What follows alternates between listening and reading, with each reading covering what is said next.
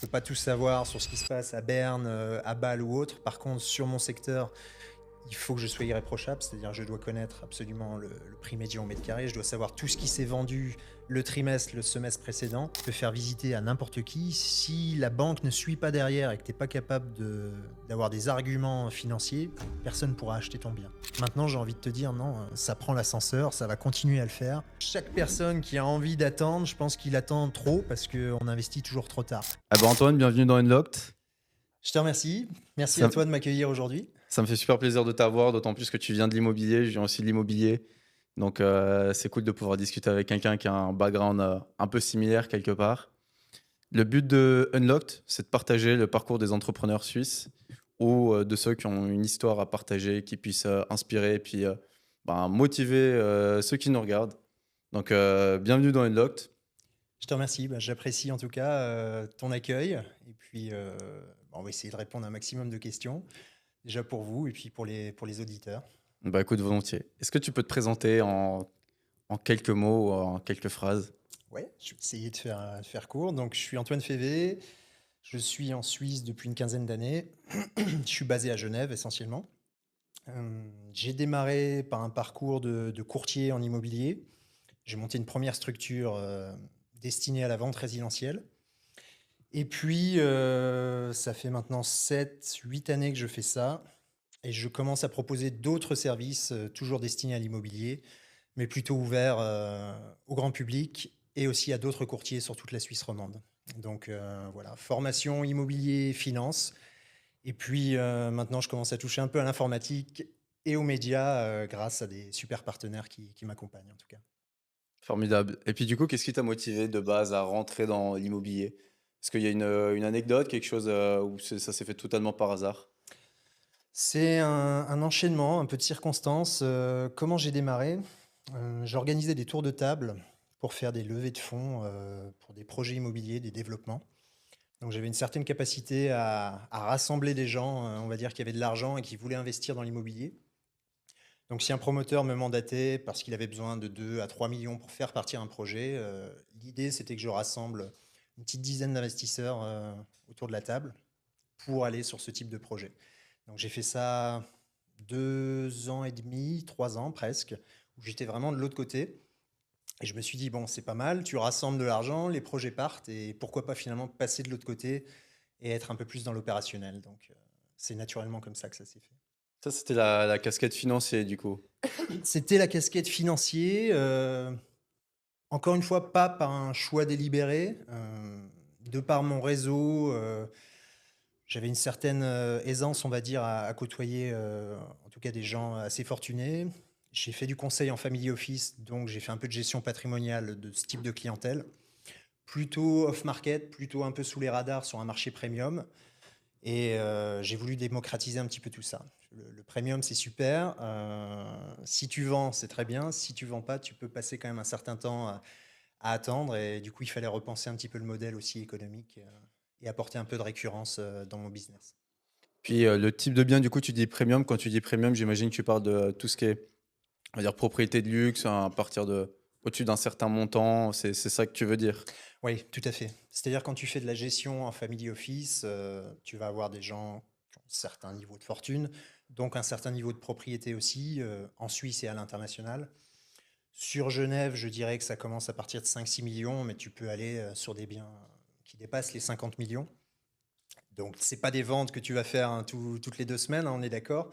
Par contre, quand tu interviens sur ce type de transaction, bah, c'est effectivement très rémunérateur. Hem, c'est ça que j'appelle un marché premium. En tout cas, un marché qui est pas forcément accessible avec des levées financières classiques d'un point de vue hypothécaire, mais on fait peut-être appel à d'autres types de financement, pour ce type de clientèle. Donc toi, tu t'occupais d'assister par exemple enfin, si c'est dans la partie financière, des investisseurs qui voulaient investir sur ce type de bien. C'est Oui, ça? oui, oui. Alors des 2 côtés, c'est-à-dire un propriétaire qui veut vendre son bien, qui est en Suisse et peut-être partir à l'international, ou à l'inverse, quelqu'un qui veut s'installer en Suisse, aussi bien un Français ou quelqu'un de l'Europe, voire même hors espace Schengen, ce qui est un peu plus technique pour installer, mais voilà, une certaine catégorie de gens qui a ce type de profil d'acquisition ou de vente, de biens, ouais. OK. Et puis c'est quoi le profil type d'acheteurs de ce type de bien? Est-ce que tu avais plutôt des jeunes personnes qui avaient peut-être une fortune Mmh. ou plutôt des anciens? Ou est-ce que tu avais un peu de tout? Non, c'est assez catégorisé quand même. Heu, on pourrait penser que c'est très international, mais en fait, ce sont beaucoup des gens locaux. C'est-à-dire qui peuvent être internationaux effectivement, mais qui sont déjà au bénéfice soit d'un passeport suisse, soit d'un permis C de résidence. Ce sont des gens, alors je vais pas dire comme, toi et moi, ils ont une certaine assise financière certes, qui peut être de la fortune familiale, qui peut être de la fortune, suite à des créations d'entreprises, surtout ça même d'ailleurs. On n'est plus, au niveau d'un certain type de bien, on n'est plus sur un format traditionnel de quelqu'un qui travaille, on est plutôt sur des actionnaires de sociétés, on est sur des gens qui ont vendu des boîtes. C'est un autre type de profil. Mais c'est une clientèle assez intéressante. Je pense qu'il y a un entre-deux, entre justement, tu évoquais peut-être les jeunes, nouveaux riches peut-être, Mmh. OK, qui ont une certaine assise financière, mais qui n'ont pas forcément l'éducation, et la culture, que les anciens peuvent avoir. Et j'aime bien travailler un peu à l'ancienne avec ce type de client qui a encore énormément de valeur humaine, même s'ils ont un niveau de vie très très élevé. Tu Donc voilà. le type de client, tu veux dire les jeunes, la nouvelle génération type nouveaux riches ou plutôt les anciens? C'était lesquels que tu, Alors oui, pour être clair, je préfère travailler avec des gens qui vont avoir un budget de 10, 15, 20 millions plutôt que les 3, 4, 5 millions mmh, qui sont des gens qui ont un pécule financier, qui ont des fonds propres, mais voilà, qui ont réussi, mais qui veulent parfois un petit peu le montrer. C'est un peu plus délicat de traiter avec eux. OK. Euh, humainement parlant, hein, j'entends. Voilà, je- C'est quoi parce que du coup, j'imagine que tu as pu parler à différents types de personnes. Quand je dis type de personnes, je parle plus d'un point de vue, je veux dire psychologique, mais c'est assez, ça fait un peu négatif dit comme ça, mais je vois où tu veux en venir, qu'est-ce qui ouais. faisait que tu arrivais à cliquer avec n'importe quel type de personne? Parce que du coup, tu me parles autant de ceux qui sont un peu, Mhm, on va dire, nouveaux riches, ou autant les un peu plus anciens, mhm. type senior. C'est le fait que tu sois peut-être entre les deux tranches d'âge? Est-ce que c'est le fait que tu arrives un peu à parler, à créer un lien rapidement? Est-ce qu'il y a quelque chose? Oui, alors il y a forcément quelque chose. Il y a des fondamentaux, c'est-à-dire qu'il faut quand même un niveau d'expertise. Moi, je me suis toujours efforcé dès le début de ma carrière d'être vraiment un expert dans ce domaine, ou en tout cas localisé, c'est-à-dire je ne peux pas tout savoir sur ce qui se passe à Berne, à Bâle ou autre. Par contre, sur mon secteur, il faut que je sois irréprochable, c'est-à-dire je dois connaître absolument le prix médian au mètre carré, je dois savoir tout ce qui s'est vendu le trimestre, le semestre précédent. Et je dois avoir une courbe finalement de progression de l'immobilier sans être obligé d'ouvrir un livre. Ça, c'est vraiment très important. Donc, une connaissance très approfondie du secteur local, ça, c'est important. C'est déjà la première chose. Et puis après, bah voilà, je suis peut-être jeune, dynamique, j'en sais rien. Je suis ouvert, je suis pas dans des créneaux horaires cloisonnés. Ce type de client, il faut être capable de les faire visiter un dimanche matin s'ils le souhaitent. Et voilà. Dès le début, j'ai voulu embrasser ce rôle, en tout cas, de disponibilité et d'expertise. En fait, c'est ça, c'est d'être un expert. Ce qui fait que tu arrives à faire ce travail-là, du coup, si je comprends bien, c'est d'être un expert dans ce que tu fais. De dire toujours avoir cette démarche de faire l'extra mile, toujours en faire un peu plus, Mhm. même beaucoup plus. Et puis en même temps, rester quelque part, pas humble, mais rester disponible et pas se dire ah bah non, moi je fais du 9 to 5 et puis après ça, il n'y a plus personne. Ah ouais, tout à C'est fait. ça, c'est Tout à vraiment fait. penser en dehors de la boîte, en dehors de, ouais, de la Ouais, boîte, ouais, ouais. et puis en même temps être au top. Tu vois, être vraiment le meilleur. C'est ça. Et puis à Alors moi, partir, je enfin, ne veux pas non, non, non, m'auto-proclamer non, non plus je peux le dire de toi expert. du coup, de ce que tu me dis, Oui, c'est. oui, oui. Après, voilà, quand je dis expertise, comme je te dis, je veux pas dire que je suis un expert. Ce que je veux dire, c'est que je veux me donner le maximum de chances de pouvoir répondre à toutes les questions. Donc, c'était fondamental pour moi, dès le début, d'avoir des connaissances financières, fiscales, choses qui sont parfois négligées par un courtier parce qu'il se concentre uniquement sur la vente. On n'est pas fiscaliste, on n'est pas financier, mais on doit avoir en tout cas le langage et les premiers outils à disposition lors d'un rendez-vous de ce type. Et c'est valable dans le premium, mais c'est aussi valable pour un premier acquéreur qui aurait besoin d'un conseil avisé. Je pense que c'est bien d'avoir le langage jusqu'à un certain point, bien sûr, pour pas empiéter sur le métier d'un expert fiscal ou autre. Mais avoir toute la palette, ça me paraît très important. Ouais. Est-ce que tu penses que d'être entrepreneur, d'avoir en tout cas l'état d'esprit d'un entrepreneur, ça t'aide dans cette démarche-là? Parce que de ce que tu me dis, c'est beaucoup être expert dans un domaine. Et puis, si je suis pas capable d'assister la personne, je vais quand même trouver une solution. Quoi qu'il en soit, je vais pas raisonner problème, je vais trouver une solution pour assister cette personne. C'est-à-dire que je vais la connecter avec XY parce que je Mmh. sais que XY va leur apporter la meilleure solution. Et j'ai déjà anticipé ce besoin-là. Tu penses que c'est le fait d'être entrepreneur quelque part qui t'aide là-dedans ou c'est quelque chose que tu as juste toujours fait, de toi-même? C'est un état d'esprit comme tu le dis. Je pense qu'un entrepreneur doit être comme ça aujourd'hui. On voit souvent ça de l'autre côté, c'est super, il a sa boîte, il a ses bureaux et cetera. Être entrepreneur, c'est voilà, je perds des cheveux déjà, ça fait 8 ans maintenant. Non, non, c'est pas facile, il faut quand même tout gérer, il faut tout manager, même si on sait s'entourer, je discutais encore ce matin, voilà, il y a toute la gestion fiduciaire, comptable. Même si tu as le bon fiduciaire derrière, bah, tu dois faire quand même un pré-mâchage de tout ce travail. Tu vois, tu démarres quelque chose, t'en sais rien en fait finalement si ça va bien se passer, si tu vas rencontrer des obstacles. Donc tu es obligé de trouver des solutions, faut un peu tout gérer. Moi j'ai démarré seul, donc il y avait vraiment toute la gestion de A à Z, hein, de la paperasse jusqu'à la recherche de biens, les mettre en avant, gérer les clients, aller jusqu'au notaire. Donc, tu es obligé d'avoir une arborescence globale finalement de ce qui se passe, jusqu'à une certaine limite, parce que tu peux pas gérer 50 dossiers quand tu es tout seul. Mais oui, tu trouves des solutions, forcément. Donc, si tu trouves des solutions pour toi, tu es déjà équipé pour pouvoir aider tes clients derrière. Donc, inévitablement, c'est quelque chose de porteur, c'est sûr. Comment tu fais pour tout gérer? Alors ça, j'ai arrêté de le faire parce que ça devenait limite. Maintenant, j'ai pris une équipe. C'est-à-dire que je garde l'ADN que j'ai voulu mettre en place dès le début. Comment trouver des biens, comment les mettre en valeur, comment accompagner le client. Je transmets ça, si tu veux, à des courtiers satellites que je forme, à qui je transmets un petit peu l'image que j'ai envie aussi qu'ils véhiculent au client. Donc je suis plus seul, heureusement maintenant. Je suis sur d'autres développements aussi, donc j'ai dû m'approcher de personnes qui sont douées dans l'informatique, qui sont douées dans les médias, qui sont douées dans la diffusion, le marketing. Tu es obligé à un moment donné, si tu veux, déjà pour ton propre confort et donc le confort de tes clients, et apporter un bon accompagnement, tu es obligé de déléguer. J'arrive assez bien à le faire. Au début, c'était compliqué, je voulais avoir un œil partout. Maintenant, ça va. Si tu as vraiment les bons partenaires à tes côtés, tu peux lâcher, tu peux faire confiance et ça, c'est appréciable. Ouais. Tu micromanages plus du tout? Si, quand même. Surtout que j'ai beaucoup de nouvelles personnes qui débutent dans l'immobilier, donc qui ont besoin de repères, si tu veux, hein. Ne serait-ce que voir le schéma global une première fois, une deuxième fois, tout le processus, comment je rentre le bien, comment j'évalue le bien, comment je fais la pub, comment j'accompagne le client, la visite, le notaire. Même si chaque cas est différent, au moins à les accompagner de A à Z sur tout le processus. Si je suis là en micro-management. Tu peux même enlever micro finalement parce que tu les manages. C'est plus du coaching finalement, Mmh. tu vois. Si tu sais ce que tu as à faire, tu as peut-être besoin d'avoir simplement le confort de quelqu'un qui te dit c'est bon, c'est la bonne direction. En toute humilité encore, hein, voilà, j'ai une petite carrière, je pense que j'ai encore, j'espère, de belles années devant moi, mais j'essaye à mon niveau de transmettre ce qui s'est bien passé pour moi, quoi.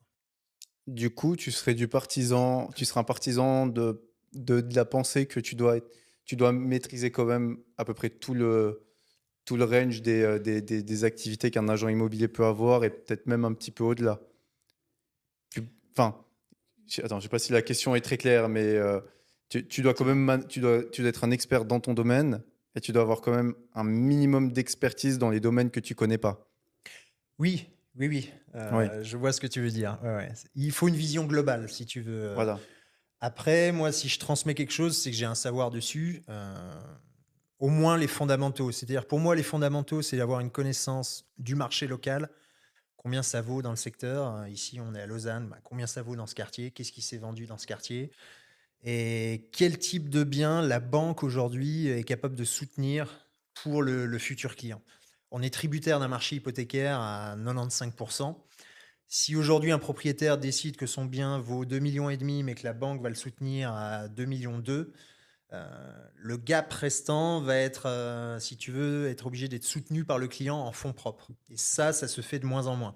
Les gens ont un budget serré, ils font appel, à un cré un crédit hypothécaire, ils mettent tout sur la table.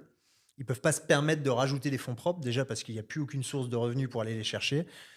Donc les 2 piliers fondamentaux aujourd'hui pour un courtier, pour moi, hein, c'est une expertise locale du marché et un accompagnement sur le crédit hypothécaire. C'est souvent négligé pour cette deuxième partie, mais je mets vraiment l'accent là-dessus parce que finalement, tu peux faire visiter à n'importe qui. Si la banque ne suit pas derrière et que tu es pas capable d'avoir des arguments financiers, personne ne pourra acheter ton bien.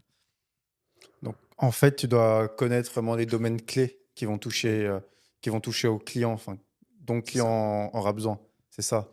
Tout à fait. Les domaines clés, ce qui fait en fait pencher vers, une offre et une acceptation de l'offre, et ça, c'est des choses importantes.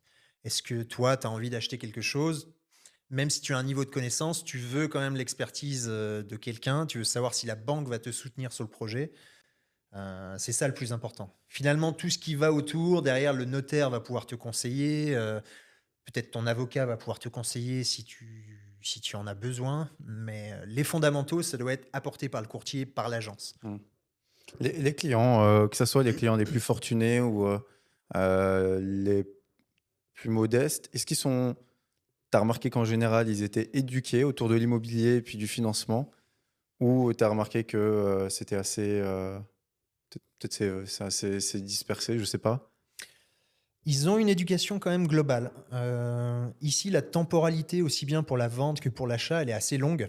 C'est-à-dire que moi, j'ai des clients aussi bien acheteurs et vendeurs qui sont, sur le marché, on va dire, depuis des mois. Donc, ils se font leur propre éducation. C'est un peu différent des autres marchés en Europe. Si tu veux, ici, celui qui vient, déjà, il est allé voir la banque, il veut savoir quel est son budget, il est préparé, si tu veux. Il y a aucun Suisse qui va faire une offre d'achat sur quelque chose s'il ne sait pas que tout le setup financier est OK. Donc globalement, ils sont quand même bien éduqués là-dessus. Là où ça peut avoir un impact au niveau du courtier, c'est dans la négociation.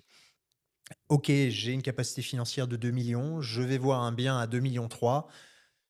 Comment je fais pour resserrer finalement ces 300 000 francs et réussir à faire une offre, acceptable et acceptée? Est-ce que le prix du marché est 2,3 millions ou est-ce que c'est moi tout simplement qui ne peux pas me permettre d'aller chercher ce type de bien? Là, il y a vraiment une expertise, de la part du courtier à apporter. Puis tu vois que, du coup, par rapport au dernier changement qu'il y a eu, bah, tout par rapport au changement de taux dernier, qu'on a eu, les Mmh mh. 3-4 dernières années, j'ai envie de dire. Mmh. Est-ce que tu as vu qu'il y avait un gros changement dans la dynamique ou, c'est encore, pour toi, c'est juste une phase qui va passer? Il y a un gros changement, c'est-à-dire qu'on est totalement dépendant, du marché hypothécaire. Donc si les taux sont hauts, le client est attentiste, il ressort, du marché et il attend une éventuelle baisse. Donc, c'est aussi ce qui m'a amené à repenser mon modèle économique. C'est-à-dire si on arrive dans cette phase, quelqu'un qui se lance en tant que courtier et qui arrive dans cette phase où il y a une montée des taux, il est un peu mal. Alors, il y a toujours, si tu veux, des transactions qui se font, même dans un marché difficile. Elles vont être différentes, elles vont être des marchés, des opportunités, on va dire, plus offensives, parce qu'il y a toujours quand même un secteur. Par contre, on est totalement tributaire de ça. J'ai perdu un peu le fil. Ah, la question, c'était de comprendre, est-ce que c'était, un est-ce que le client était quelque part tributaire du Oui, marché, oui. du marché hypothécaire ou est-ce que c'était juste une phase? Et puis du coup, bon, bah, Non, non, il l'est complètement. il est Pourquoi? complètement. Parce que, je ne vais pas te faire un calcul, mais si tu passes de 2 points à 1,50 d'hypothèque, on est sur des taux annualisés. Donc ça va ramener, si tu veux, une mensualité beaucoup plus importante, au client. Le client, c'est ce qu'il regarde, c'est son pouvoir d'achat finalement, mensuel. Si pour lui, c'est plus avantageux de louer un bien parce que ça lui coûte, 2 500 francs à la location et qu'à l'achat, ça va lui coûter 4 500 francs à l'acquisition, bah, il dit: «Bah non, je préfère rester en location». Si au Mmh. contraire, le taux est très attractif et ça lui permet de réduire finalement sa charge mensuelle, là, il y a un intérêt de mobiliser ses fonds propres, d'amener son deuxième pilier et puis de partir dans un processus d'achat. Donc on est totalement, tributaire, je dirais à 9 clients sur 10 du marché hypothécaire. Ok. Et je me posais la question, de l'autre côté, du coup, côté broker, côté agent immobilier, Mmh. qu'est-ce qui va démarquer un agent immobilier qui arrive à quelque part survivre une phase comme celle-ci, enfin, ce cycle du marché, Hein, quelque part, parce qu'il y a bien un moment donné où ça va se remettre dans l'ordre, on ouais. croise les doigts, mais forcément. Est-ce que d'être bon et d'être un expert, ça suffit? Ou est-ce que tu penses qu'il y a certaines skills qui vont faire que ben, certains agents immobiliers qui sont peut-être moins experts Mmh. arriveront à passer cette phase? Et L'expertise, oui. d'autant plus qu'en plus, il y a une concurrence qui est quand même Ah ouais, ouais, elle est féroce. assez Elle est rude. Ouais, féroce. Ouais, exactement. ouais, Ouais. ouais, ouais, ouais. Elle est féroce, mais effectivement, ça crée un peu des purges, ces phases-là. Ouais. Si tu résistes, à ce type de cycle, c'est que finalement, tu as réussi à t'en sortir dans un cas assez difficile. Donc l'expertise, oui, c'est une chose, mais pas que. Par contre, il faut savoir répondre. C'est pas parce que c'est la crise qu'il y a des taux hypothécaires élevés. Déjà, ils sont élevés, mais si tu fais un dézoom sur l'Europe, même quand ils étaient élevés, on restait quand même hyper attractif, d'un point de vue marché global. Des taux à 2, 2,2, 2,3, c'est des taux très, très intéressants encore. Et il y a toujours, si tu veux, des vendeurs. Alors, il va peut-être falloir aller les dénicher ailleurs. Il y a des gens qui sont dans l'urgence de la vente. Il y a des divorces, il y a des héritages, il y a des gens qui ont besoin d'argent. Donc il y a des gens qui ont besoin de vendre quand même dans l'urgence, que ce soit dans un bon climat hypothécaire ou dans un climat, on va dire, plus chaotique. Mhm. Donc il faut aussi aller sélectionner ces leads-là, quelque part, et Ouais. se dire: «OK, pour pouvoir survivre dans ces phases-là, j'espère que j'aurai pas à reparler de ça dans les 5 prochaines années et qu'on est vraiment dans un bon cycle. Mais pour survivre dans ces cas-là, il faut aller dénicher en tout cas des mandats vendables au prix, voire en dessous du prix du marché et plutôt privilégier cet axe-là. Heu, Aller travailler sur des mandats de vendeurs spéculatifs en période de crise, c'est de la perte de temps et indéniablement de la Mauvaise perte idée. d'argent. Ouais, Ouais. ouais. Du coup, conclusion, il faut s'associer à des avocats qui s'occupent du divorce, ce genre de choses-là, peut-être. Oui, alors Ah, il faut pas rentrer dans une, j'exagère, hein, non, non, mais tu as raison. Alors c'est terrible à dire, il faut pas rentrer dans une pratique malsaine, c'est évident, mais on est toujours là pour apporter des solutions. Un divorce, pardon, c'est jamais quelque chose ouais. d'agréable. Par contre, les démêler, finalement d'une situation délicate, c'est plutôt rendre service, aux 2 parties. Donc, quoi qu'il en soit, les gens, si je fais vraiment encore plus un dézoom sur les 20-25 dernières années, investir dans l'immobilier en Suisse, si on est rentré sur un marché médian, c'était une bonne solution de le faire. Heu, il n'y a pas de perte d'argent tangible. C'est-à-dire qu'il y a toujours eu une progression, je parle des 25 dernières années parce que c'est celle que je connais, mais si tu fais 50 années en arrière, ça valait le coup d'investir en Suisse. Donc on investit toujours un peu trop tard. Donc un couple qui aurait acheté en 2015 et qui divorce, aujourd'hui, s'ils s'en sont bien sortis dans l'investissement de départ, normalement, ils font une plus-value derrière. Donc ils peuvent se permettre de vendre peut-être un tout petit peu en dessous du prix médian du marché actuel. Ils seront toujours, en tout cas gagnants en termes financiers. Et bon, du coup, on comprend bien le raisonnement, tu vois, que l'acheteur et puis le vendeur Hein, peuvent hein. avoir. Et on voit aussi que la population a vraiment explosé ces dernières années, peut-être ces 20 dernières années, même Mmh. 30 dernières années, j'imagine. Est-ce que tu penses que les prix vont continuer à monter comme ça et que dans peut-être 30 ans, ce qui quelque part est pas si loin que ça quand tu le mets en parallèle, Mmh. tu penses que les prix vont continuer à augmenter ou que à un moment donné, les gens, enfin, si tu regardes le pouvoir d'achat des gens, il augmente pas en fonction des prix des biens. Peut-être que je me trompe, mais je Ouais, ne crois ouais. pas qu'il augmente en proportion, que c'est pas proportionnel. Donc il y a un moment où il va y avoir peut-être un blocage. Qu'est-ce que tu penses qui... Alors, je me doute bien que t'as pas une boule de cristal, que t'es pas Non, non, visionnaire, non, je mais peux pas la jouer Madame Irma, mais encore une fois, je fais toujours ce dézoom global. Si tu as investi dans l'immobilier, peu importe, à quel moment tu l'as fait, si tu es rentré sur un marché médian, tu as fait une progression, ces 10 dernières années à Genève, c'est 3 annuel à peu près, tu vois? Donc tu prends 30 en 10 ans sur un marché. Quel marché tangible aujourd'hui, avec quelque chose de concret, de la pierre, te permet ce type de sécurité? C'est quand même assez, risqué, d'aller dans d'autres choses. Alors que ce soit pour une jouissance, résidentielle ou pour de l'investissement, je pense que c'est judicieux de le faire. Très clairement, j'aurais eu cette vision un peu, plus pessimiste il y a quelques années. Maintenant, j'ai envie de te dire non, ça prend l'ascenseur, ça va continuer à le faire et chaque personne qui a envie d'attendre, je pense qu'il attend trop parce qu'on investit toujours trop tard. Quand je suis arrivé en Suisse il y a une quinzaine d'années, si j'avais investi tout de suite, j'aurais déjà créé de la plus-value très importante donc non, si les conditions sont propices, que vous achetez avec des taux hypothécaires entre 1 point et 1,5, allez-y, quelque part, Mmh. voilà, vous prenez pas un risque, vous êtes assis sur quelque chose et si la banque vous soutient, si une banque suisse vous soutient, c'est que quelque part, voilà, ça vaut le coup. C'est quand même la Suisse, alors je fais un raccourci un peu réducteur, c'est la Suisse qui va continuer, c'est la banque qui détient finalement le «parc Mmh. immobilier suisse», entre guillemets. Elle demande des fonds propres, mais elle va vous financer le bien, en majeure partie. Donc elle a quand même le contrôle là-dessus et c'est elle qui prend le risque financier du parc immobilier donc non, non, ça va continuer à augmenter, j'en suis certain. Ça va peut-être même continuer à augmenter, dans des zones qui sont pas forcément attractives aujourd'hui, mais plutôt reculées. Parce qu'il y a une très, très grande pression quand même ne serait-ce qu'en Suisse romande urbaine, dans les villes, Genève, Lausanne. Les gens veulent aussi, un peu plus d'espace, donc ils ont tendance à s'excentrer un tout petit peu. Je Tu pense que tu ces penses à un marché régions. en particulier? Ou peut-être un secteur, un canton? Ben, pas forcément, le catégoriser, mais tu vois, j'étais en Valais l'autre jour, j'étais au Jura, encore il y a une semaine. Heu, les gens ont besoin de nature, les gens sont de plus en plus mobiles et nomades.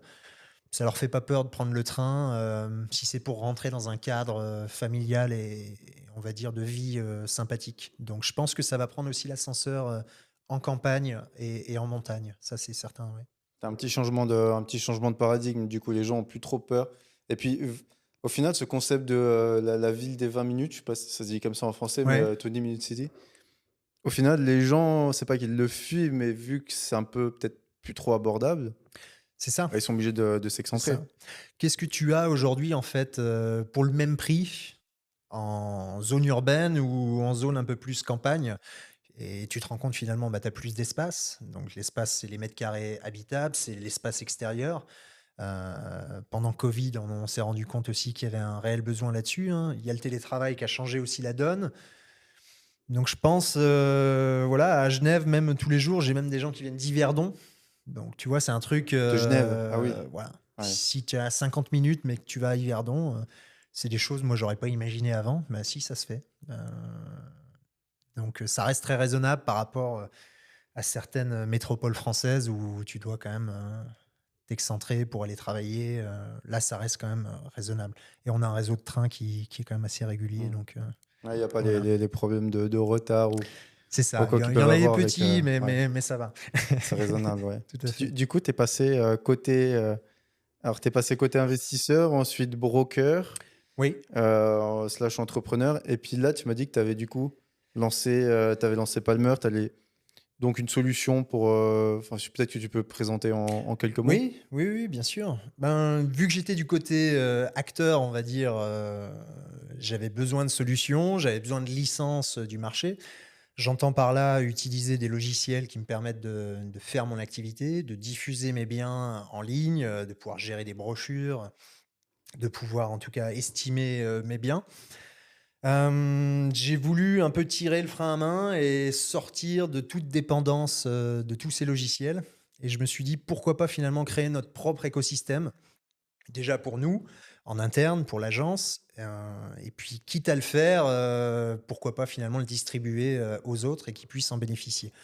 Il y a une certaine douleur à l'extérieur, des professionnels de l'immobilier.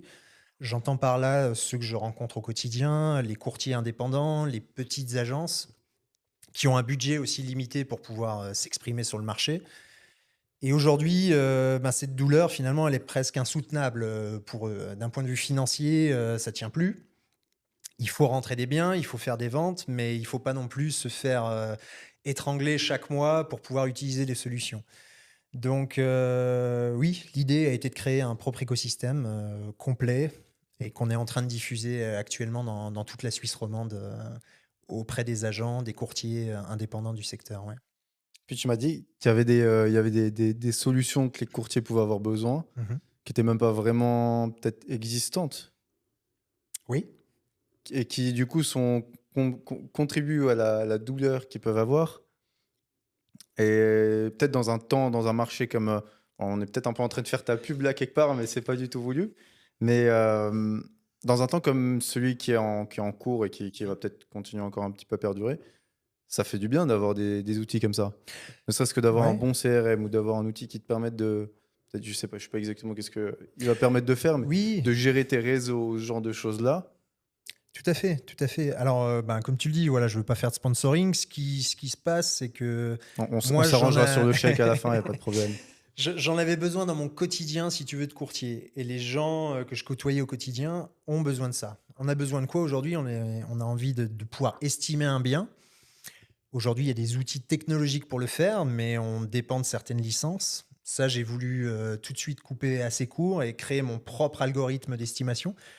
Donc aujourd'hui, dans n'importe quelle ville, canton de Suisse romande, je suis en mesure d'établir une estimation d'un appartement ou d'une villa. Donc ça, c'est quand même très important. C'est ce qui va créer le socle, si tu veux, du mandat avec le propriétaire et donc en cascade la vente du bien.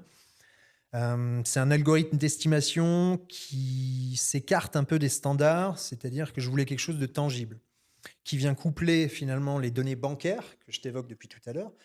Combien la banque est prête à soutenir sur ce type de bien? Ça, c'est la première donnée. Et la deuxième donnée qui vient se coupler à ça, c'est les transactions réelles.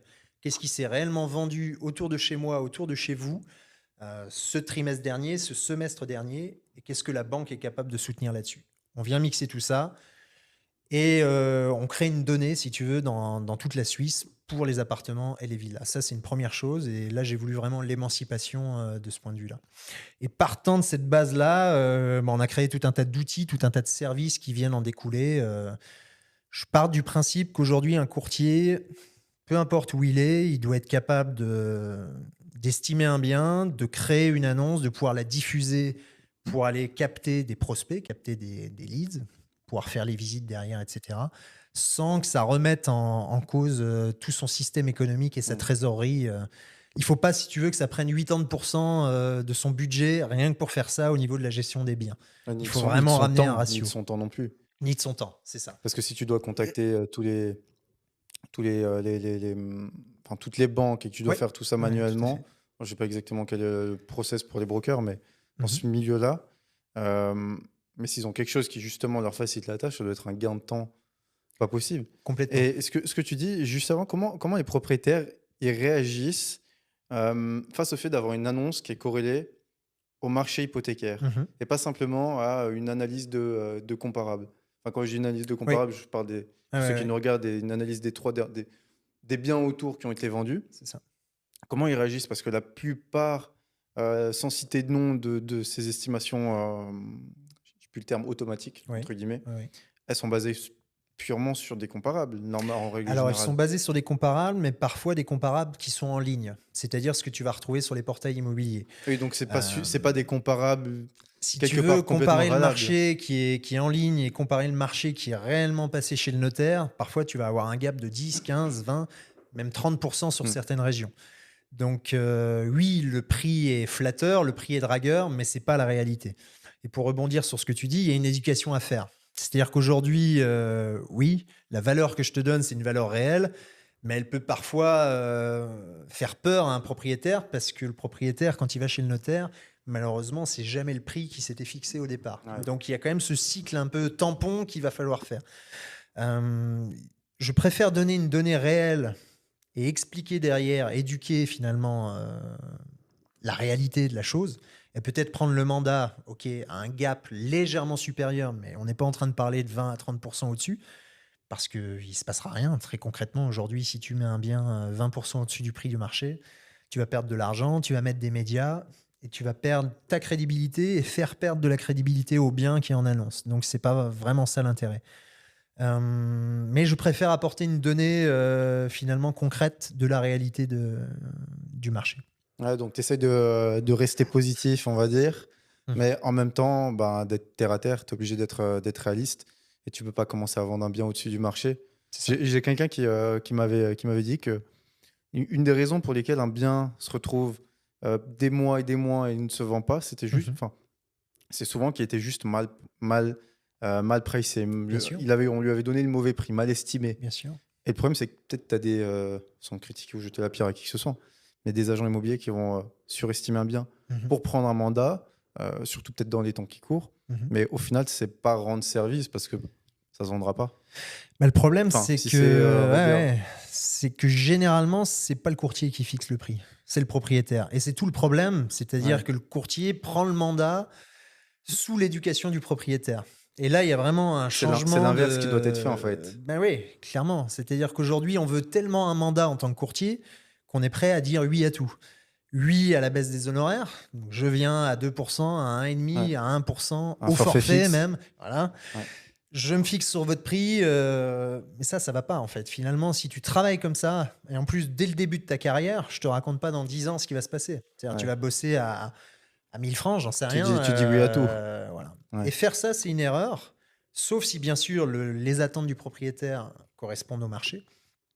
Attention, c'est une bataille, hein. Il y a jamais, moi je pense que j'ai vu 2 clients là en 10 ans qui étaient un peu des yes men et qui étaient OK avec le prix, OK avec les honoraires, OK avec la pub. Tu vois? Généralement, il faut quand même un petit peu, c'est là que l'expertise et l'apport finalement de connaissances et aussi qu'est-ce que tu as vendu dans le secteur, c'est ça aussi la réelle plus-value. Alors quand tu débutes, c'est compliqué de dire ce que tu as vendu dans le secteur, mais plus tu avances, plus tu es capable de dire: «J'ai vendu la maison du voisin, j'ai contribué à l'achat de cette maison dans le secteur», plus tu vas avoir une assise finalement sur ta zone. Et ça, c'est très important. Et c'est ça qui fait la différence. Mais il y a un peu une rééducation à faire au niveau des courtiers, encore une fois en toute humilité, mais imposez-vous et montrez qu'on amène des bonnes conditions finalement pour nous.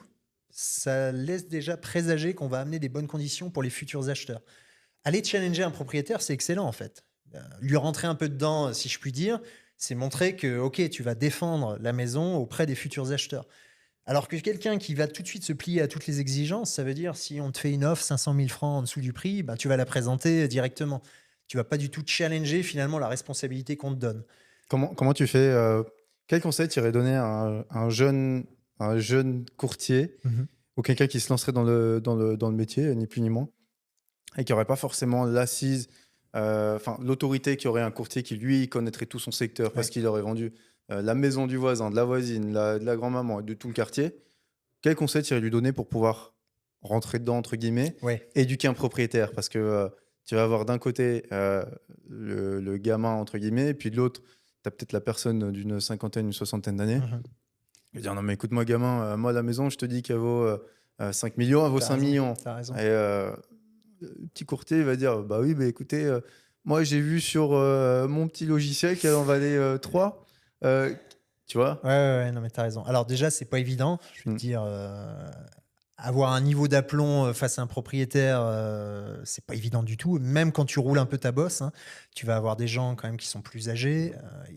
Il y a un âge d'acquisition de propriété qui est quand même plus avancé ici. Déjà, ne serait-ce que pour constituer ses fonds propres.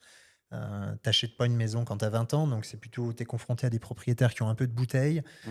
euh, qui connaissent quand même un petit peu les choses, mais qui ont quand même envie de montrer que c'est eux les propriétaires de la maison. Donc le nouveau, oui, il va s'appuyer sur des chiffres, mais ça ne doit pas être que ça. Ce que je pourrais donner comme conseil, c'est équipe-toi en termes de vente. Finalement, c'est de la vente.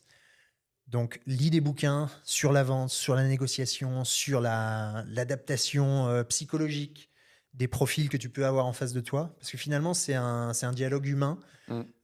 Ok, il y a la maison, il y a le chiffre, il y a tout ça, mais tout ça, tu dois vite t'en écarter. Et Tu le tu mets de dois côté. savoir à qui tu t'adresses très très rapidement. Donc toute une analyse psychologique du profil moteur finalement de la personne que tu as en face est très importante.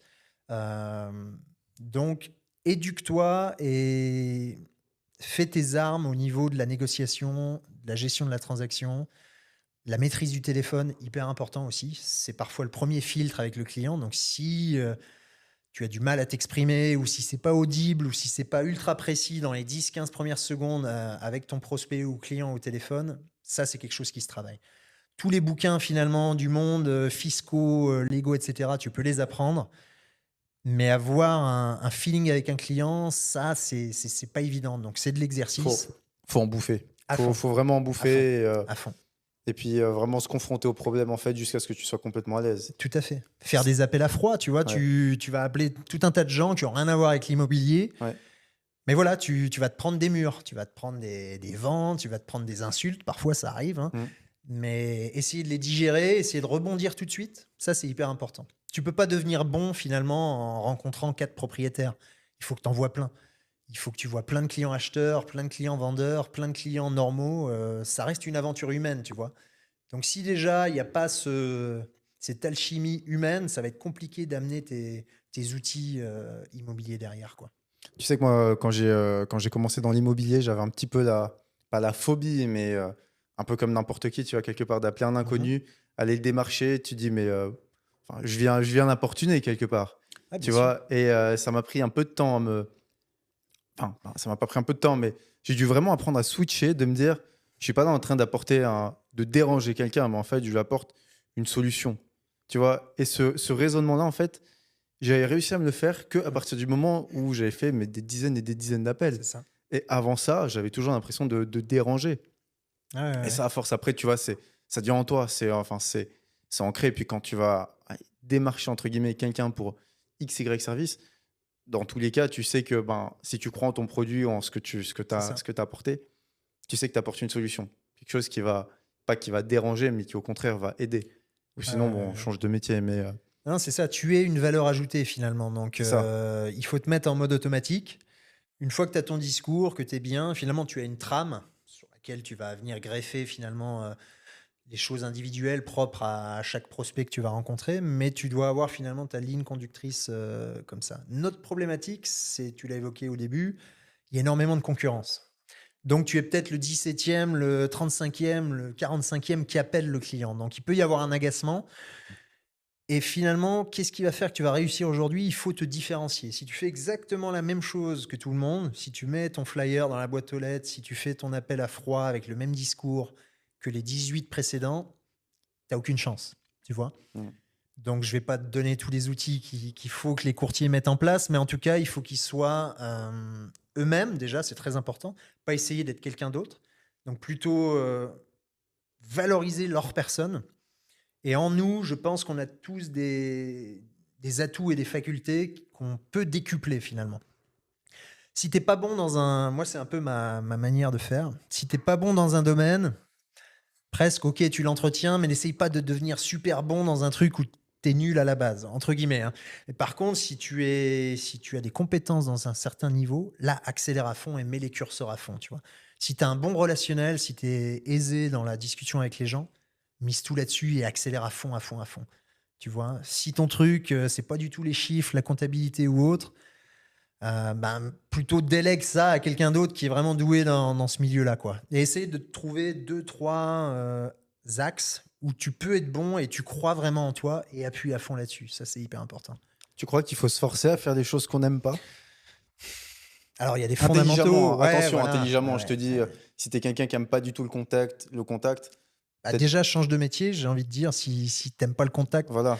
il faut pas que tu ailles dans l'immobilier. Mais si tu sens, tu vois, que tu aimes bien le contact, mais qu'en même temps, ça te met quand même, hyper mal à l'aise, que tu commences à transpirer à grosses gouttes, Ouais. cette personne-là, tu lui dirais quoi? Tu lui dirais de forcer? Alors, il y a des fondamentaux, c'est-à-dire que si tu vas dans l'immobilier, dans le courtage immobilier, tu auras pas le choix de faire visiter des biens, de challenger un propriétaire et un acheteur. Donc là, c'est des fondamentaux qu'il va falloir bosser, tu pas trop le choix. Par contre, tout ce qui va un peu autour, si tu pas ultra à l'aise, tu peux déléguer ce genre de choses. Mais non, faut qu'humainement, tu aies envie d'aider les autres, faut qu'humainement, tu sois accueillant.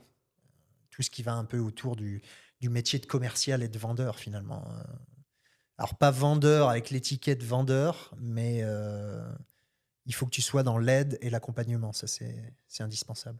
Ouais, donc faut vraiment aimer le contact et puis, faut aimer le contact et puis faut avoir envie d'aller aider les autres, en fait. C'est ça. C'est-à-dire, tu vois, on parlait de produits, de services, de développement informatique.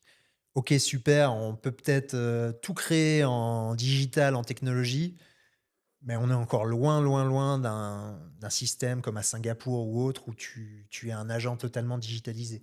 On reste en Suisse, il y a un besoin humain, on est sur un marché, important avec des prix importants. Donc il y a un relationnel qui doit être au cœur de tout ça. Moi, je vois vraiment les outils, alors ceux que je développe et même tous les autres, ça doit être de l'aide au quotidien, mais ça doit pas être une substitution finalement à ton activité. L'humain, ça doit rester le cœur et celui qui va entremettre tout le monde, l'acheteur, le vendeur, le notaire et tout ce qui gravite autour, le courtier en financement, l'avocat, et cetera, tu vois?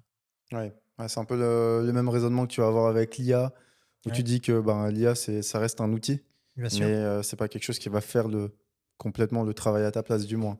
Ça peut te faciliter la vie, ça peut te permettre de passer moins de temps à faire certaines tâches, mais le cœur de ton email, par exemple, je prends Hein, hein. l'utilisation la plus basique, hein, Mmh. le cœur de ton email, c'est quand même toi qui vas devoir l'écrire. Ou tu vas pouvoir lui demander de te faciliter un peu le travail, mais si tu veux vraiment aider la personne en face de toi, bah, tu vas être obligé de comprendre tout ce qui se passe. Tout à fait, tout à fait. Et en amont de l'email et je dirais même en post-production de l'email quelque part, avoir la relecture, avoir, Et puis anticiper qu'est-ce que la personne va pouvoir dire et puis comment tu vas pouvoir l'aider ou résoudre le problème que tu as géré.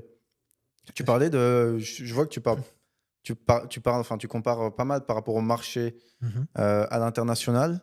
Est-ce que tu as quelque chose à nous dire sur les tendances globales qu'il y a à l'étranger? Je sais pas si tu as un marché de prédilection que Oui, tu si tu connais? veux. Alors c'est pas un marché sur lequel je vais, je l'ai côtoyé parce que j'accompagnais des familles qui avaient des propriétés à l'international, donc je l'ai un peu touché en Angleterre, à Singapour et puis, en Grèce aussi, notamment. Qu'est-ce que je peux te dire? Je peux te dire qu'on est bien en Suisse quand même.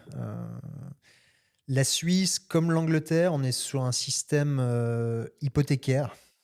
Donc c'est pas un système de crédit comme tu peux avoir dans tous les autres pays où finalement, in fine, tu vas te retrouver avec la pleine propriété de ton bien. Ici, en Suisse, c'est vraiment cette logique-là de dire: «J'acquiers un bien surtout pour réduire finalement ma charge mensuelle et pouvoir vivre dans un bien, que je pourrais peut-être pas me permettre d'avoir à la location». Tu vois? Il y a vraiment une logique comme ça, c'est tout à fait autre chose. Dans les autres pays, non, j'ai pas concrètement grand-chose à te dire. Il y a de plus en plus de Suisses qui investissent à l'étranger et pour du secondaire et même pour de la résidence primaire, parfois à l'âge de la retraite. J'ai pas mal de clients finalement qui ont du mal à soutenir leur niveau de vie une fois l'âge de la retraite, Mmh. hein, parce que tu as tout un tas de lois et de charges fiscales qui viennent s'additionner, parfois même la taxe sur la valeur locative si tu viens pleinement à rembourser ta propriété. Et toutes ces charges-là, si tu as plus les mêmes moyens financiers que dans ta période de travail, de carrière, tu vas peut-être avoir du mal à maintenir ce bien-là. Donc ces gens-là se mettent sur le marché, vendent des biens et ont tendance parfois à partir à l'étranger, pour acquérir des biens, ouais. Tu vois que c'est une tendance qui est minoritaire ou qui commence à prendre de la place? Prendre de la place, Non, c'est un sans discours que critiquer. j'ai quasiment systématiquement. Ah C'est-à-dire que, ouais? T'entends ça régulièrement? ouais, ouais, ouais, ouais, les gens vendent, ceux qui ont un certain âge, qui arrivent à la retraite, à moins qu'ils aient vraiment un niveau, financier, assez concret, ils vendent parce qu'ils ont un besoin de vendre surtout. Donc ça, c'est quelque chose que je vois assez régulièrement, oui. Ils veulent pouvoir, maintenir le train de vie qu'ils avaient ici, mais qu'ils savent peut-être plus avoir du coup, vu que, C'est ça, bah, le salaire, enfin, les rentes ne suivent pas. complètement. Alors leur chance, si je puis dire, c'est qu'ils ont acquis des biens il y a plus de 30 ans, qui ont vraiment pris un ascenseur, de plus-value très, très important. Donc ils se retrouvent avec un pécule financier aussi très important. Malgré la charge fiscale qu'ils peuvent avoir derrière, déjà ils sont exempts d'impôts sur la plus-value et ça leur permet d'avoir un niveau de vie à l'étranger, voilà, qui est assez royal par rapport, à celui qu'ils auraient en maintenant leur vie en Suisse, oui. Bon, petite note pour tous les courtiers qui se lancent, allez voir les personnes qui veulent vendre et s'installer à l'étranger. Du coup, parce que Oui. quelque part, si tu es spécialisé dans le marché, je sais pas si c'est peut-être, il y a un pays en particulier, peut-être, l'Italie ou la France qui sont voisins Mmh. à la Suisse. Mais si tu es spécialisé du coup sur ces marchés-là, que tu comprends le système Ouais, hypothécaire de ces marchés-là, mais qu'en même temps tu comprends tout le système enfin, c'est ça, suisse, c'est ça. tu as quand même déjà une longueur d'avance sur les autres, Bah, là, quelque c'est part. excellent ce que tu dis, Et puis en plus, on parle d'une tranche qui est, vu que la Suisse est vieillissante, je dis pas de bêtises, je vais me faire déglinguer dans les commentaires, ça se trouve, mais je crois que la population est vieillissante, donc ça veut dire que bah, tu as un créneau quelque part ouais. à prendre, une niche. Ouais, Une ouais, niche. complètement, complètement. Alors le propriétaire suisse a un certain âge parce qu'il l'acquisition demande un niveau financier important et pour ne serait-ce qu'avoir les fonds propres, Bah, si tu veux mettre ton deuxième pilier ou autre, c'est pas en démarrant une carrière que tu vas pouvoir aller piocher dedans. Mmh. Donc ça, c'est plutôt un effet, naturel. Et pour rebondir ce que tu dis, oui, se spécialiser, c'est excellent. Parce que finalement, on est des milliers de courtiers et si tu es très bon dans un domaine niché, tu vas te démarquer déjà et les gens vont te faire confiance pour ça. Donc ça, c'est très important. Si tu dis aujourd'hui, moi, je suis spécialiste de la vente et finalement du réemménagement au Portugal, en Grèce, ou où tu veux, bah, Mmh. tu te spécialises là-dedans, mais tu vas récupérer tous ceux qui vont là-dedans. Donc ça, c'est excellent. Ou alors à l'inverse, moi, je suis spécialiste de l'installation des Français ou des expatriés sur la riviera vaudoise, tu vois. Mmh. Ok, tu fais que ça, mais par contre, dès qu'il y en a un qui arrive, tu t'en occupes et c'est toi qui rafles la mise. Tu connais tout, ouais. Ça, c'est important, plutôt que d'essayer d'être partout et finalement de rien pouvoir saisir Mmh. fermement, Tu autant choper vois un qui se domaine. spécialisent comme ça? Oui, complètement, complètement. J'ai quelqu'un qui est venu se former auprès de moi en début d'année, qui est spécialisé dans le replacement, si tu veux, des expatriés de l'étranger, anglophones, encore OK. plus spécifique. Ouais. Donc c'est quelqu'un qui est anglophone et elle est vraiment sur la riviera vaudoise. Donc elle ne fait que ça en mandat d'accompagnement. Et, son business model est axé là-dessus. Donc pour les expatriés qui veulent s'installer sur la Riviera. C'est ça, tout à fait. Donc voilà, elle gère son portefeuille client de cette manière-là. Elle le fait presque de manière exclusive, hein, ils ne sont pas 50 à le faire. Donc il y a un peu l'effet boule de neige aussi. Si ça se passe bien, ben, il y a l'écho comme quoi tu es le référent sur ce secteur-là. Et ça va très très vite aussi. La Suisse reste quand même un petit pays. Donc si tu es expert dans un domaine et que ça se passe bien, on te réfère pour ça. Et ça, c'est excellent. Toi, tu compterais seulement sur le bouche à oreille ou tu irais quand même alors moyennant, tu vois, que tu te spécialises, Mhm. hem et que tu fasses toutes les bonnes choses qu'on a dit de faire juste avant, tu irais compter pour ton marketing et ta communication juste sur le bouche à oreille ou tu irais, quand même investir dans du marketing sur, Mhm. je sais pas, sur Insta, LinkedIn ou, comment tu t'y prendrais? Je Ou pense que quel c'est un conseil tu aurais à mix. donner, du moins? Ouais, ouais, ouais. Bah, je suis en plein dedans, donc je le vis pleinement. Je pense que c'est un mix à faire. 100% digitalisé, je suis pas sûr. 100% humain, je suis pas sûr non plus. Donc c'est vraiment un équilibre des deux. Aujourd'hui, bah, on a tous un téléphone dans la main, donc les réseaux sociaux, c'est hyper important, faut y être. Par contre, avoir une empreinte locale, humaine, je te dis une bêtise, dans les épiceries, dans les boulangeries, chez le coiffeur, et cetera, et être le référent local en bouche à oreille, je pense que ça a un énorme impact, quasiment tout autant que les réseaux sociaux, sur le secteur, limité. Donc je dirais que c'est un 50-50 à gérer là-dessus, Un bouche à oreille plutôt actif qu'opportuniste, du coup? complètement. C'est-à-dire la C'est peut-être meilleure la notion manière, qu'on a, ouais, ouais. bouche à oreille, où c'est purement opportuniste, alors que quelque part, le bouche à oreille, ça se travaille aussi. C'est ça.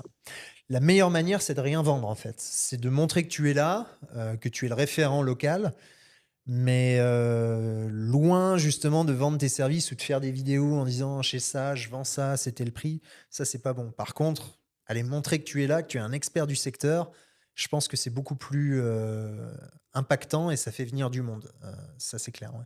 Tu as une page sur Insta qui montre exactement ce que tu dis. C'est une petite agence immobilière, je crois, qui s'appelle The Other Las Vegas, quelque chose comme ça. Mhm. Je crois qu'en fait, c'est un petit couple qui montre tous les, pas les backstage, mais tous les trucs sympas à faire à Las Vegas. Et tout, mais vraiment qui te montre vraiment toutes les activités, tout ce que tu peux faire, les coins sympas, les tips, les bons plans, vraiment tout. Et leur cœur de métier, tu crois pas comme ça, mais c'est agent immobilier. Ah, c'est excellent. Mais je trouve ça excellent. Et tu comprends vraiment du coup la logique parce qu'en fait, par rapport à ce que tu me dis, on dirait un mix entre du bouche-oreille, parce que bah, ils sont connus du coup de tous les commerçants.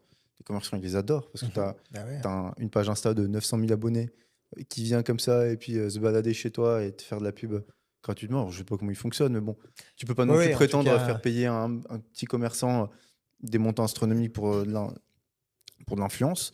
Et en même temps, tu vois, pour toute leur audience, ça leur permet de connaître tout ce qui se passe. Et du jour où tu vas t'installer là-bas, bah, tu penses à eux si tu les suis quelque euh, part. Non, Tu non, vois? c'est un impact énorme. C'est un Tu te impact rends compte énorme. l'empreinte que tu peux avoir?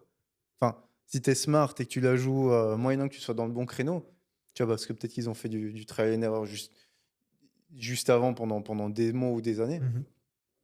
Mais quelque part, on tombe, bah, du coup sur cette notion-là.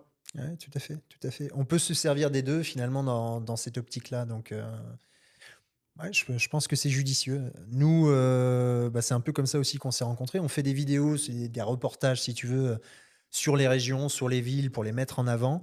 Heu, on vend rien dans la vidéo, mais on apporte une expertise locale. OK, on peut trouver un bien à quel prix, dans telle ou telle zone. On met en avant un acteur local et finalement libre choix, aux «consommateurs» entre guillemets d'aller visiter la page du courtier, d'aller visiter, ce qu'on fait nous, mais je pense que c'est bien d'apporter des choses et pas être purement dans la vente, et finalement d'être, pushy comme ça, Ouais, sur les réseaux. c'est assez intéressant parce que en fait, quand tu te retrouves à faire toujours du démarchage, peut-être du cold calling, mais pour offrir tes Hein, services, hein. mais que tu es pas dans une démarche où tu vas apporter de la valeur, tu vois, quelque part, oui, tu vas apporter de la valeur avec ton produit, Mmh. peut-être in fine, mais quelque part, quand tu fais ce genre de choses-là, tu apportes de la valeur d'entrée de jeu, sans rien attendre. Ouais, tout à Quand fait. toi, tu fais tes reportages, que tu vas présenter, les prix moyens sur la Riviera ou je sais pas Mmh. exactement lesquels, mais tu apportes de la valeur à toutes ces personnes-là, sans rien attendre. Et puis tu te fais connaître, alors tu en haut du funnel, tu en haut on va dire, j'aime mieux utiliser l'analogie de l'entonnoir. Ouais, Tu ouais, sais ouais. où, quand tu es en haut de l'entonnoir, tu touches vraiment beaucoup de monde et puis quand tu es en bas de l'entonnoir, tu touches, que ceux que tu vas convertir. Donc ils sont prêts à te convertir, tes prospects potentiels et quand tu es en haut de l'entonnoir, en général, ben, tu apportes de la valeur pure et dure, comme ce que tu fais là. Ah non, je te rejoins et puis, du coup, si la personne vient à toi, elle est beaucoup plus qualifiée aussi et puis dans la démarche, c'est elle qui vient à toi. C'est Donc ça. un prospect qui te contacte, pour te demander une expertise, finalement, la moitié du chemin est faite. Heu, tu l'as déjà conquis quelque part parce qu'elle est rentrée par ta porte à toi, quoi. Ouais, ouais, c'est la dynamique du coup des relations humaines que tu peux avoir. Mmh. Où tu inverses un peu la tendance, où c'est pas toi qui va démarcher, mais c'est l'autre personne qui vient, te démarcher. Ouais, ouais, ouais. Ouais, ouais. Ouais, c'est intéressant de la jouer un peu smart comme ça. Ouais, tout à fait. Alors faut pas le dire trop fort pour pas que tout le monde le fasse, Ouais. mais ça fonctionne bien, ouais, effectivement. Ouais, ce que j'ai remarqué, c'est que toutes les solutions, quelque part, tu vois, on les a toutes. Surtout maintenant, aujourd'hui, avec ChatGPT, Ouais. tu lis, quelques bouquins sur la réflexion, comment l'humain pense, tu te spécialises dans ton domaine, tu vois, n'importe qui peut tout faire. Tu peux prendre un individu lambda et le transformer en expert en quelques mois, mais s'il le veut, s'il a la volonté pour. C'est ça. Et je pense quelque part aujourd'hui, c'est beaucoup plus flagrant que ça l'était peut-être il y a 20 ans. J'étais peut-être beaucoup moins apte à parler du sujet il y a 20 ans, mais en tout cas, ce que je vois de nos jours, c'est qu'on a toutes les ressources à disposition, que tout le monde pourrait faire pas n'importe quoi, mais pourrait faire se spécialiser dans n'importe quel domaine. Il y a plus qu'à le faire, tu Ouais, vois, quelque ouais, part. ouais. Ouais, ouais. Et je pense que c'était pareil il y a 20 ans. C'est juste que la chose qui va changer, c'est est-ce que la personne le veut? C'est la C'est le plus volonté. important. C'est le plus important. Tu peux mettre tous les outils du monde dans les mains de qui que ce soit. Si le matin, il a pas le degré de motivation assez élevé pour aller le faire, alors ça va être, tout un tas de motivations, hein, elles peuvent être financières, elles peuvent être, construction de carrière, éthique, et cetera. Mais il faut qu'il trouve quand même quelque chose qui va l'amener à faire ça. Heu, sinon, il se passera rien finalement. Même se dire: «OK, il y a des super commissions, je vais faire des super ventes». Oui, certes, mais si t'as pas un truc finalement qui te donne le battement au quotidien et puis c'est un marathon, tu vois? Tu Mmh. tu te lances là-dedans, OK, tu vas peut-être vendre ta première maison, tu sais pas quand la deuxième va arriver donc si tu veux faire carrière, faut avoir une vision méga long terme et faut partir, petit footing quoi, hein. Il faut pas y aller au sprint, dès le début donc trouver la raison en tout cas de le faire. Pourquoi tu le fais? Moi, je t'explique tout ce que je fais depuis le début, mais pourquoi je le fais, déjà ça me plaît. J'aime bien trouver des solutions et pour moi, maintenant qu'elles sont faites pour les autres, heu, mais ça me passionne finalement. C'est ça mon truc. C'est pour ça que je me lève, c'est pour ça que je suis là, avec toi aussi que j'en parle, c'est vraiment quelque chose qui me plaît au quotidien. Tu vois, j'arrive pas à 18:00, je coupe, je passe à autre chose. Moi, je vis immobilier finalement toute la journée, tout le week-end, je pars en vacances, je vois un truc, je l'observe, je suis vraiment imprégné de ça, quoi, donc alors faut pas que ce soit malsain, faut Mmh. réussir à couper un peu, Ouais. mais je suis animé par ça, quoi et ça, j'ai envie de le transmettre. Comment tu fais pour cultiver cette passion que tu peux avoir pour cette passion, même ouais, on peut Ouais, parler tu peux le d'obsession, tu dire, hein, vois, ouais, ouais, tu peux le clairement, dire. hein. Cette obsession que tu peux avoir pour quelque chose, ça se fait que c'est quelque chose que tu vas faire naturellement sans trop faire exprès quelque part? ou c'est quelque chose où tu vas être plus actif dessus? Ça se fait naturellement, après moi je viens du sport, j'ai fait du sport, tout gamin. J'ai fait de la natation, du triathlon et cetera après et où je m'entraînais aussi tous les jours et j'avais pas forcément un résultat tout de suite. En fait, il y avait très peu de compétition pour, beaucoup d'heures d'entraînement à l'époque. Ben, l'immobilier, je fais un espèce de calque là-dessus. Finalement, tu vas beaucoup démarcher, tu vas aller voir plein de propriétaires, plein de choses, pour vendre très peu par rapport finalement à tout le volume que tu as pu déployer. Donc je fais un parallèle à ce que j'ai pu faire dans le sport, l'éducation un peu, disciplinaire que j'ai pu avoir. Je retrouve ça là-dedans. Heu, mais après tout ce que je fais, j'ai l'impression de le faire naturellement. Il y a pas un comme je te dis, il y a un truc qui m'anime, donc ma raison d'être et de le faire, elle est assez naturelle. Donc si tu trouves pas ça naturel, toi, dans ton quotidien, quoi que tu fasses, c'est que tu es pas dans le bon secteur finalement. Ouais, il faut avoir la discipline du coup quelque part, c'est ça? Parce que ce que tu me dis, c'est que tu le fais naturellement parce que tu es rentré dans cette discipline à travers grâce au sport, Mmh. de faire les choses et puis t'appliquer quand tu les fais, même si tu vois pas de résultat Ouais. immédiatement, mais tu es rentré dans cette discipline-là. Ouais, ouais, la discipline est ultra importante et d'ailleurs, c'est bien que tu le soulignes, des résultats immédiats, tu n'en as pas dans l'immobilier. C'est-à-dire que c'est une activité où il faut déployer un maximum de force et encore plus si tu es indépendant, hein. Si tu es en agence, que ça tourne, c'est encore autre chose au niveau de la captation des clients, mais si tu es seul, tu dois produire énormément d'énergie pour générer quelque chose et il faut être capable de le faire une multitude de jours, de semaines, de mois pour avoir quelque chose de tangible en face. Donc en gros, baisse la tête et vas-y dans le vent un certain temps. Mais par contre, si tu répètes, que tu fais et que c'est bien fait, à un moment donné, ça tombe. C'est la loi des nombres, voilà. Si tu vas voir une dizaine de propriétaires, à un moment, il y en a un qui va te faire confiance. Si tu fais 10 visites, à un moment donné, il y a un client qui va te faire une offre. Il faut y aller, il faut pas prendre les choses pour soi si ça se passe mal, si ça correspond pas. Si ça correspond pas, c'est que c'est pas le bon client, c'est pas le bon timing. Mais à un moment donné, ça le fait. Si quelqu'un s'est mis sur le marché, c'est pas anodin, son bien va se vendre, quoi qu'il arrive à un moment. OK, Voilà. formidable. Bah, écoute, je te remercie Antoine pour cet échange et puis pour ces belles paroles. Parce que je pense qu'il y en Cool. a plus d'un que ça pourrait aider et puis inspirer, même donner, tu vois, les premières steps à faire, puis même en fait un plan sur le long. Donc je te remercie pour cet échange et puis je vous dis à très bientôt. Merci à toi en tout cas pour, cet accueil et la possibilité d'avoir, pu échanger là-dessus. C'était très, très enrichissant. Cool.